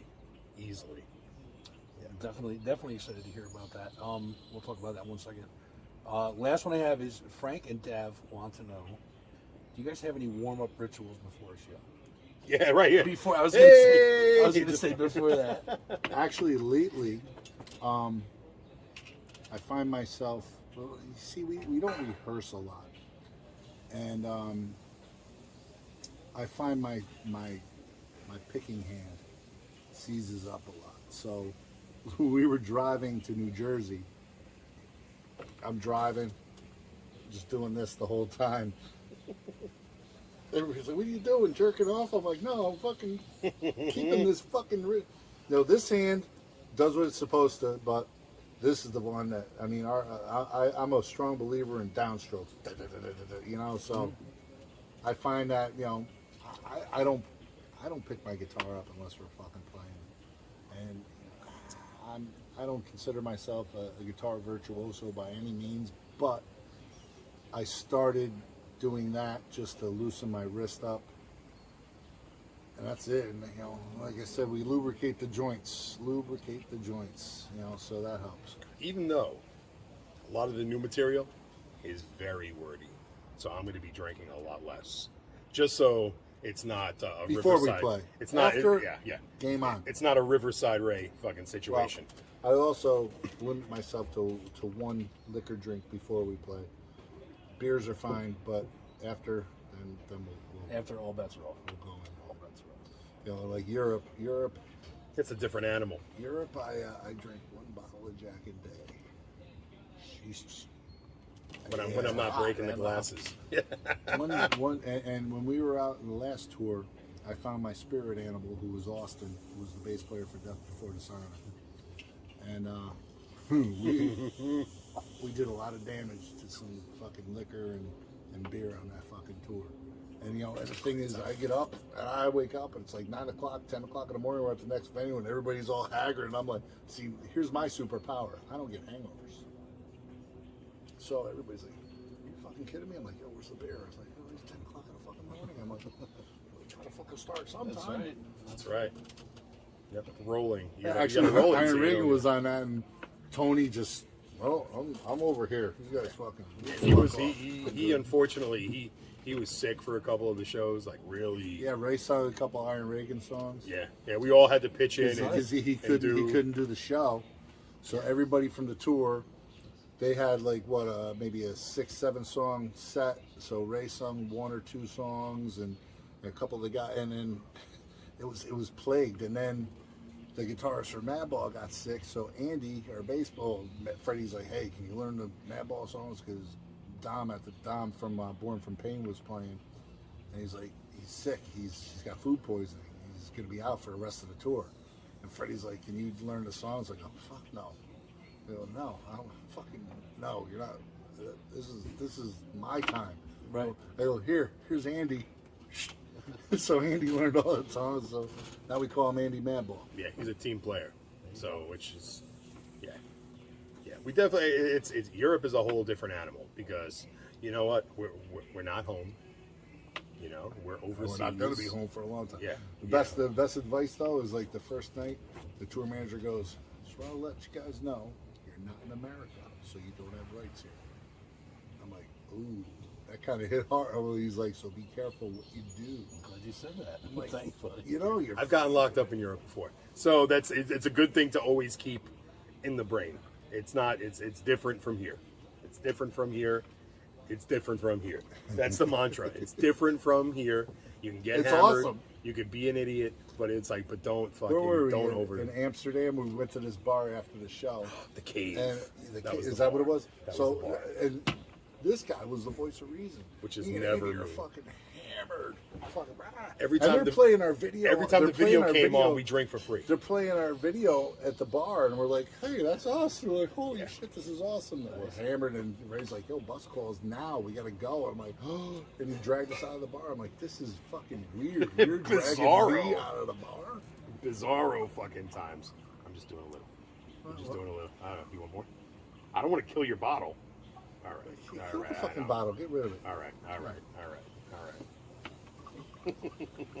So I got to tell you a story. You got me drinking now. So, I had a full bottle of Jack Daniel's barrel proof whiskey, which is 134 proof. Jesus. All right. So, my girl, she's having a meeting with her ex to discuss the intricacies of her child. And she's like, I want you to be, there for the conversation. Sure. All right. So they're yapping back and forth, discussing what they're going to do for the kid, because the guy's a fucking piece of shit. So anyway, so there's whatever. I don't fucking care. Fuck him. So they're talking amongst themselves, discussing, well, we want the best for her, blah blah blah blah blah. So I'm just sitting there on the rocks. Next thing I know, I drank a whole bottle of 134 fucking proof in 2 hours. Holy shit. The whole thing. You know what? At the end of that, my legs did not work, and I fell on my face in front of like the whole meeting. The girl's like, "What the fuck is wrong with you?" I was in bed by 10. That's a long story short. Anyway, I just thought it was, but I drank the whole bottle. Well, we are to the time I am out of questions. And as much as I would love to sit here and stay for 3 more hours and talk to you guys, because this has been one of the best interviews I've ever done, I'm going to turn it over to you guys now. Anything you guys want to plug? Anybody you want to shout out to? I just want to say, Scott Lee. Scott Lee does, he used to do New England Hardcore and Metal Fest. And we've played with everybody from Hatebreed to Testament to fucking everybody at that thing. We played like maybe 3 or 4 of them, I think. And after the second one, we show up. It's fun for us. This is a great fucking time. We go to the bartender, we know, like, hey, they're like, hey, yo, line them up, give me 3 shots of Jack, and da, da, da, da. And they're like, I'm like, okay, something's weird here. And they look over my shoulder, and I look, and there's a security guy. And he walks over, he goes, yeah, we've been instructed that you are not allowed to drink 1 hour until 1 hour before your showtime. I'm like, what? Yep. Like, what? I fucking go in the office, kick the door open. Scott, what the fuck? He's like, yo, you guys are out of fucking control. You gotta fucking relax. I'm like, we're here to have fucking fun. You don't want us to have fun? Are you kidding me? Multiple reasons why. Yeah, so we weren't allowed to drink, but what we did is we invaded Soulfly's dressing room and drank all their booze. We showed them. Thanks to Mark Rizzo. Mark Rizzo's like, come on in. I'm like, sure. Like, guess what, Scott? We got fucking wrecked anyway. Yeah. There was a couple of occasions where I got fucking shithoused. I took all the fucking hangers from Kochek and just ran around the bar, smashing them into everybody's head. Being like, you're an abortion, crack. You're an abortion, crack. Breaking hangers. And then I got I rode Sean's fucking face down the fucking. yeah, he fell on a hill on a concrete hill, and Ray was on top of him, skidded Sean's face down the hill, and they called an ambulance, and we were like, fuck that. We just put him in the back of the van and fucking locked it up, and just like, well, we don't know what you're talking about. Oh It's my the back God. of the fucking thing all hammered and wrecked and Twisted up and shit. bleeding everywhere. And Good we're like, times. no, everything's good. Fucked We're out up of here. his soon. nose. But you know what? In hindsight, it was good for him because it allowed him to get the surgery he needed done. Because Oh, he yeah, had yeah. a deviated septum. Oh, yeah. We made it even fucking Yeah, worse. Destructive Yeah. surgery. See, that brick by brick's doing God's work now. See that? That's exactly. Somebody's got to pick up the slack, That's right? right. That's right. But the justification was when we were on stage and we're in between songs and I turn around to my amp to get a drink. I see all the dudes from Hatebreed, Soulfly. They're like, yeah. I'm like, oh. I'm like, yo. It's like, how awesome is that? They're all sitting there what fucking it's all about. enjoying it. We have a good time. Fucking Sean. I remember there's one show we were all fucking bombed before. Sean, the only reason why he was able to stand up. It was Flotsam and Jetsam when we played with them. Yeah. The only way he was able to stand up is because for some reason it did not unplug from his amp. His cable, was that at Metal No, Fest? that was at Metal Fest. His cable was so taut He was that like, he was like this, and it was keeping him standing up straight. And he was playing, and it didn't unplug on him, and that's what kept him from just eating shit. And fucking, I've fallen off of that stage before it popped. So it's like, you know, just to see fucking him like, and I'm like, oh, I can't walk past him because I have to hurdle his cable. Right. And it was, oh my God. The chants in Poughkeepsie, we roll into there, Nikki, they're like, yes. they're like, oh no, these guys. These guys again, right? Because, like I said, if we're not having fun, then we're gonna make sure everybody's nice rock and roll. That's, you know what, a lot of times, you know, if there isn't a party, we're going to bring the party. And it's like you either run with it or you got to leave. You know, that's all. That's all. You know, we like to have a good time. You know, what are we doing this for if we're not going to have a fucking good time? That's it. So when's the next Brick by Brick live performance gig? Well, let's see. Let's backtrack a little bit. Next Sunday, the 13th, we're releasing our beer at the Bull and Bee. Mm-hmm. That happens. It's not a show. It's just a hang. No cover. So if you're local or not local or whatever, you want to go get a can of the new Brick by Brick Bloodshed Red, that's available. Then we have June 26th, we're playing our friend Dustin's birthday party. It's a private event, but it's sold out at 350 tickets. Sold out in like a few hours. It's fucking ridiculous. And then July 3rd, we're in Staten Island with Cropsy. August 14th, we're in Clearville, Pennsylvania with Sworn Enemy and Apparition. Have your drinking pants on. Yeah, That's all I is. Her eyes open when we were at a bar. We were playing with Apparition in Brooklyn, and we saw the bartender back there doing the old mix and match. And when I ordered a Jack Daniels, it was not Jack Daniels. It was Evan Williams. So we brought our own Jack Daniels, and we're like, yeah, fuck that. This is a fucking Jack Daniels we're drinking. We brought our own bottle, and it was like, That's a good story. Fucking Sworn Enemy, Altoona. That was, yes.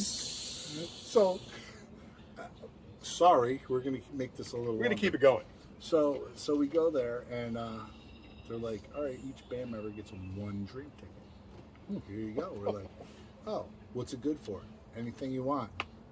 I will have a pitcher of Jack Daniels. And she's like, Oh, good call. You said anything, one ticket. And she's like, I go, you know what? Put Diet Coke in that so my singer can drink it. One pitcher, please. And I have a picture, and they say a picture's worth 1,000 words. Just me and him drinking straws. Just out of pictures, fucking inch. Picture. So every band, Bless her heart, all she the filmed bands it. is like, yeah, we'll have a picture. And they're like, fuck, you gotta make it clear. We're drinking pictures of Jack and Cokes, you know, and Jack and Diets. And it was, there's been several times, Sworn Enemy, we go back for forever with them. And They're afraid to tour. We had a show with them at the Polish Club, and I was so bummed. I had, you know, and I'm like, you're not gonna let me sing this song with you? And I pull my belt off, and I'm just whipping it, and I'm just whipping everybody in the band. I got them all in a corner, and they're all like, while they're still trying to play because they wouldn't let me grab the mic during the song, and I'm like just whipping them with my belt. I was like, what the fuck am I doing? Just out of my mind. Love them dudes. So man. Yeah. And then after August 14th, we go to September 4th is our boat cruise. Boat show sold out. Sold out again. You And fucked then- up. You missed the boat. Isn't there something else in September? Um, They're like, I should have wrote them all down. Fuck. Oh, September 11th, we're in Washington, D.C. We're playing a festival down there. I don't have the shit in front of me, but it's in D.C., so I don't know, look it up on Facebook. We'll have a good time. There's a lot of. And then September 12th, we're coming up from DC and we're going to play Kingsland in Brooklyn with Silence Equals Death. That's going to be their CD release. Us, Great band. Cropsy's on that, and Faded Line from Massachusetts.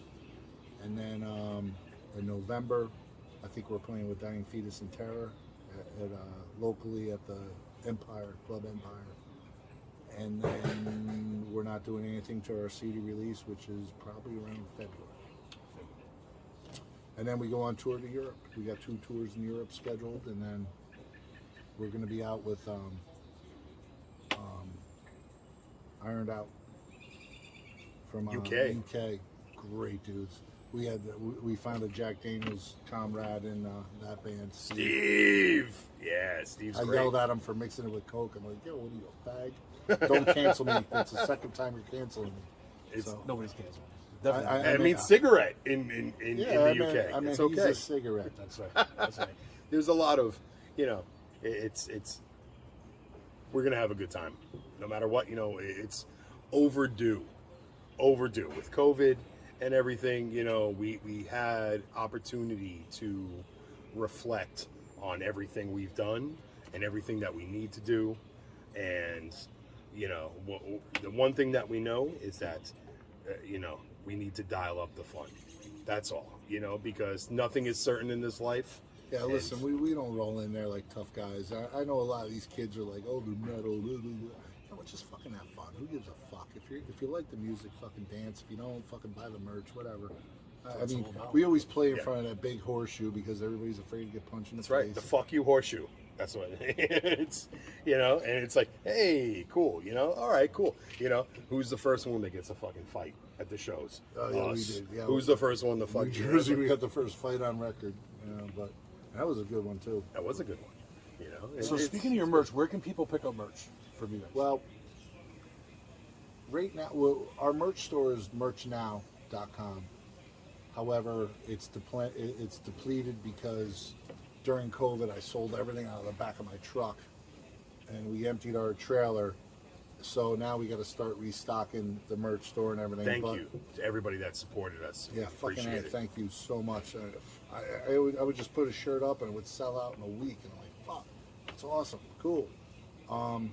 UpstateRecords.com has a lot of our music. They have the last 2 albums, vinyl, CD. Mario and Kim crushing Shout out it. to Mario.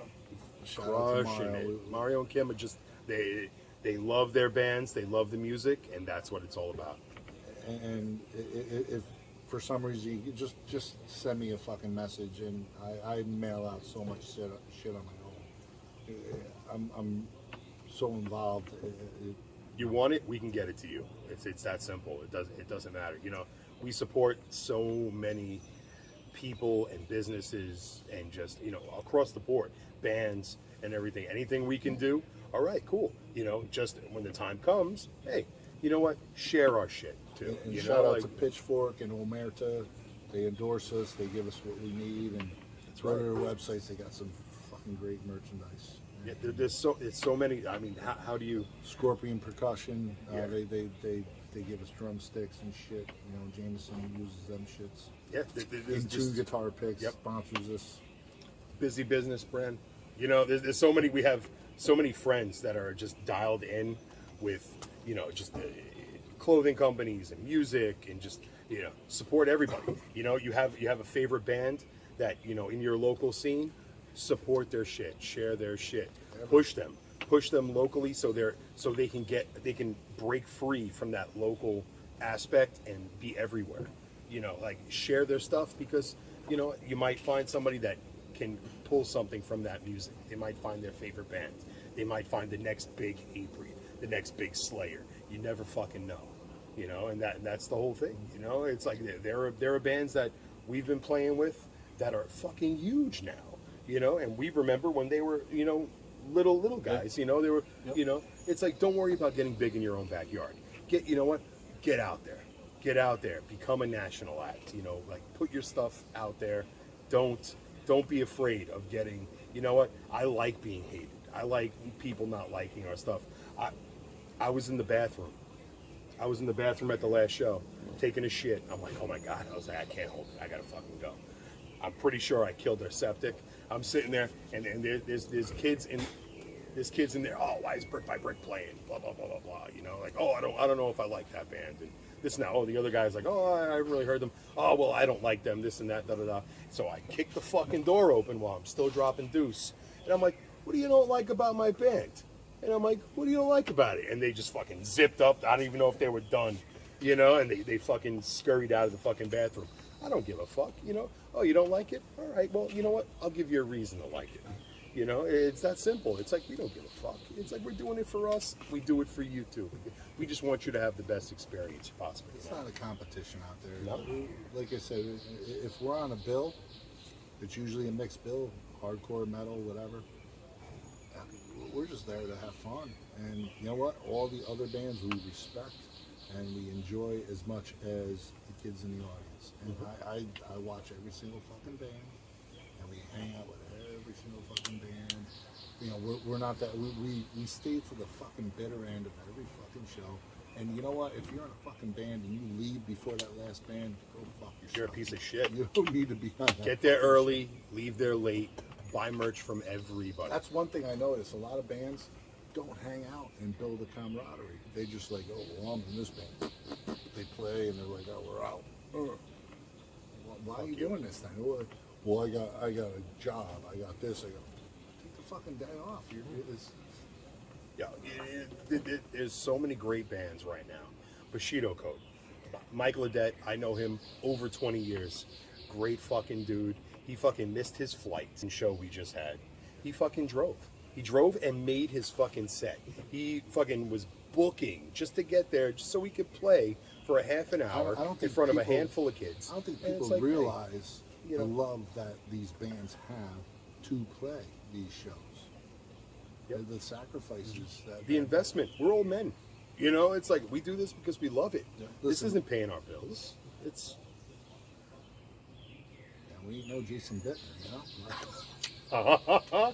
it's we like to have a good time, you know. And there's so many good newer bands. But props to Jason Bittner, that motherfucker Sir. made a name for himself out of this fucking area. Why? Because he stepped on everybody's neck to get where he fucking has to go. That's what you have to do He did. sometimes. Yeah. He did. And you know what? I'm friends with, you know, a lot of people might not like his attitude or that. And, you know what?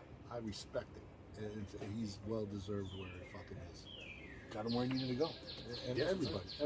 You know, it's just, I could go on and on.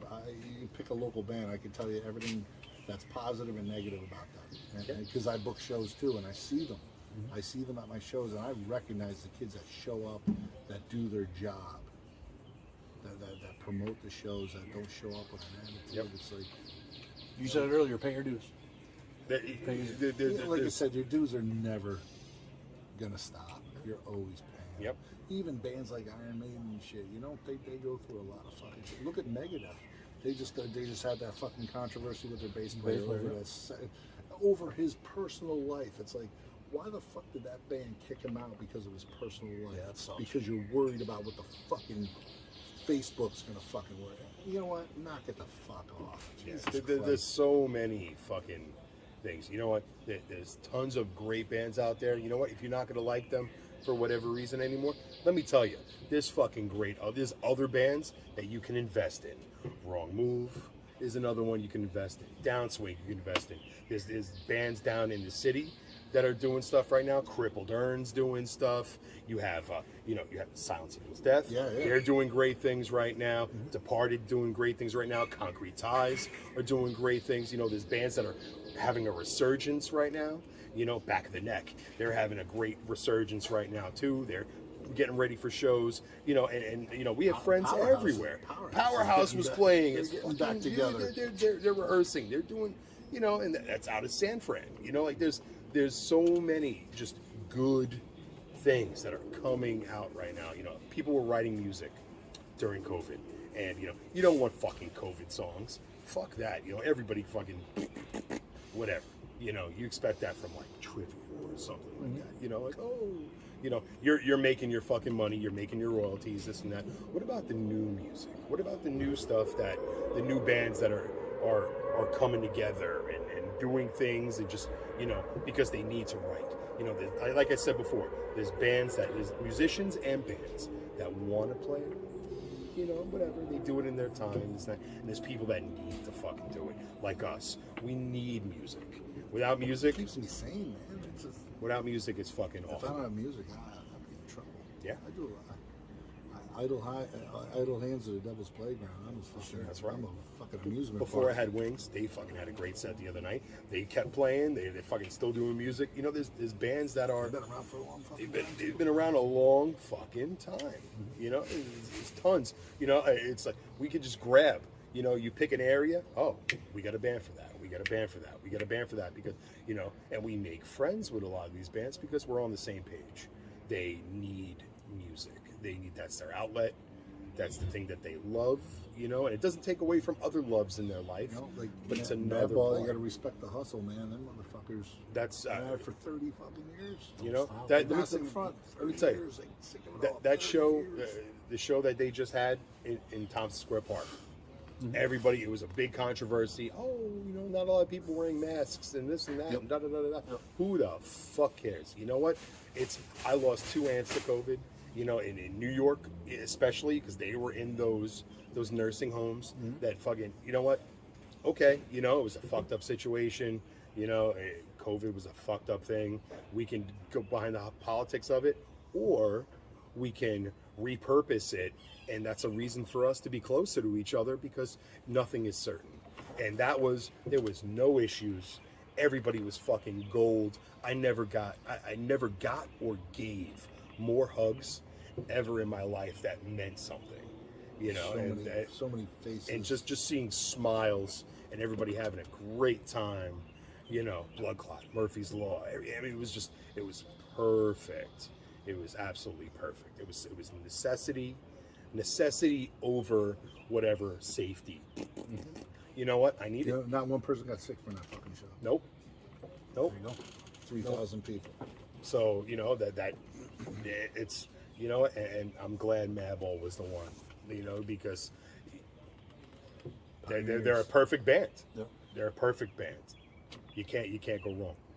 So before we run out of daylight, and I don't even know how much memory I have left in my phone. Anything, last words, anything you guys got to say before we hit the pause button, or stop button, whatever it is? Just support everybody, and not necessarily just us. I mean, we would appreciate the support. We do appreciate the support. A lot of people hit me up over the past year.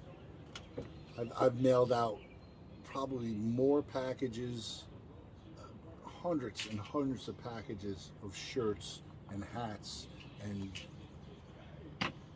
commemorative paraphernalia and whatever. It's thank you so much. Yeah. I mean, it makes me feel like I'm worth something. It really does.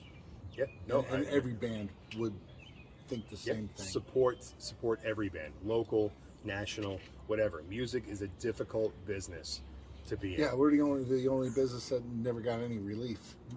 Yes. Clubs are fucked. Bands are fucked. Yep. Booking agents are fucked. Everything.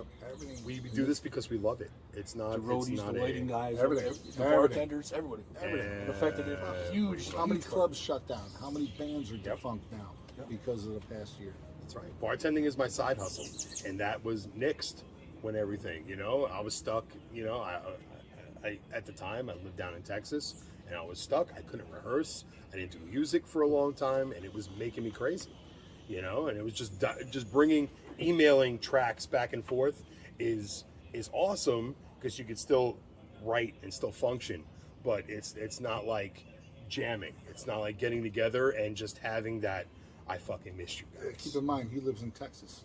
You know, and it's fucking. So I mean, It was a whole different animal, you know, and just getting things. And once you're in the studio and you're tracking and like what we were doing, you know, it's like everything evolves.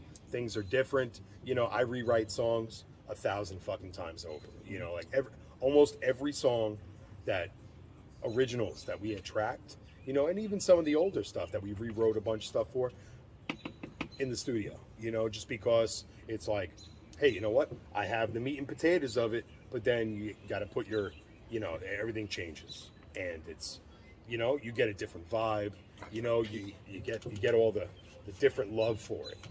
So it's, you know, support the bands, support local bands. You got somebody that's a favorite, share it, and tag everybody and their mother in it, so it gets out there. So people fucking see it. You know, force them to fucking see it because they can be the next fucking Slayer. they could be the next fucking Metallica. You don't fucking know. Absolutely. You help everybody. You know, people are doing, you know, Pitchfork, support, Omerta, support. You know, everybody's doing something. Everybody's investing their time and their money. Busy Business brand. Fucking everybody's got something. You know, the Bull and Beam Eatery. Come down, see me, have a couple of drinks. Next Sunday, well, this Sunday coming up now, you know, we're going to have our Bloodshed Red Ale release, Crossroads Brewery. You know, come and see us. New You know? venue Empire in Albany, New York. Yep. Come see us. Just Come heard see about us. that a couple hours ago. Shows, you know, shows are going to be back 100%, and they're going to be amazing. Hugs across the board, buy merch. That's where you could put your money that you've been ponying away. That stimulus check, I got a fucking place for it. Don't buy hot tubs, don't buy jet skis, buy merch. It's that fucking simple. You know? The fuck? I mean, I know people that bought hot tubs and jet skis, and they're fucking sitting. They got a jet ski in the fucking hot tub. Fucking Fuck dicks. you. I never jet skied. Fuck you guys. You know, we got real fucking bills. You know, so it's I can see the gleam in his eye. The It's- brick by brick jet ski is coming soon, guys. that's right. I'm going That's on- right. It gets you drunk halfway out. I'm going to Ocean City, Maryland for a week with my girl, and I'm like, we got a jet ski. I never jet ski. There you go. Jump on one. I know people that have some, so So we can figure I it out. may die in the ocean, so buy your merch now. That's right. Fuck, please don't. Let's not jinx that for sure. I won't drink Jack before. All right, guys. We appreciate you guys tuning in. This has been an absolute pleasure for me, gentlemen. I appreciate it. Salud. So much. Thank you. Mike, Thank you. Ray from Brick by Brick, and hope you guys enjoyed it. Thanks for tuning in, guys. Fucking A. Thank you. Thank you, Mike.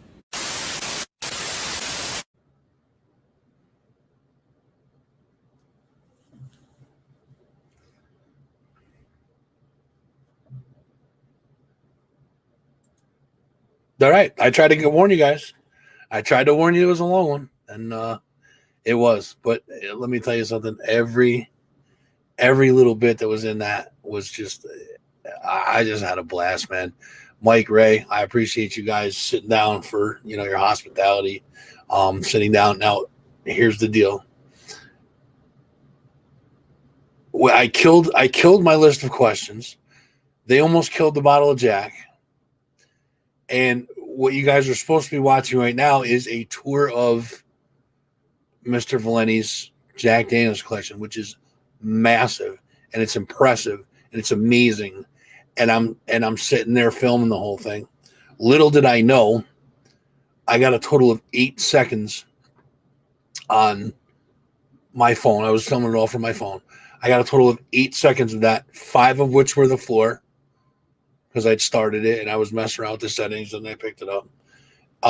I literally ran my phone out of memory. We had 8 seconds left when we were sitting there, and we were running out of daylight, and I had 8 seconds left to record on my phone. It was full. So I apologize for that. Maybe I can go and sit down with Mike again and we'll talk Jack Daniels for a little while. Who knows? But the collection is impressive. It's amazing. And I can't say enough how much I appreciate those guys sitting down, giving us all the information about Brick by Brick. And if you guys missed any of the interview, excuse me, if you missed any of the interview, as soon as we're done with the live portion of this and we end it, it will be available for restream on YouTube. It'll be youtube.com/thatfuzzing518 show. If you go over there to watch the video, hit the subscribe button. Doesn't cost you a dime. Hit the little bell. That's a notification, let you know when we go on the air, and share with people. I definitely appreciate that. If you're going to watch it on Facebook, it's facebook.com/518fuzzy. Again, you can follow the page on there. If you would, I'd appreciate that. Like it and share it with your friends. If you guys want to check out some of our other silly shit that we do, Instagram and TikTok, we're on there both at that Fuzzing 518 show. I appreciate you guys tuning in. A little weird being on a Monday, but you know, we did it, and it was well worth it. Well worth it for sure. So you know, make sure you guys tell your friends, check out the replay. Tune in Friday evening. We're gonna have the grandstand jockeys are going to be on. Mr. Burris is going to tell us all about the new project they got going on, and I've heard it. It's amazing. tune in, make sure you check those guys out. And like Mike and Ray said, support your local music, support everybody. Can't say that enough. These guys are just coming to have a really hard time with this pandemic and stuff, and they need your support. So as much as you can, support them. And I appreciate you guys tuning in. Couldn't do this without you guys. Friday evening will be on 8 p.m. and look forward to seeing you guys there. Take care of yourselves. Make sure you guys are being safe out there, and look out for one another. And we'll see you on Friday evening. Thanks, guys.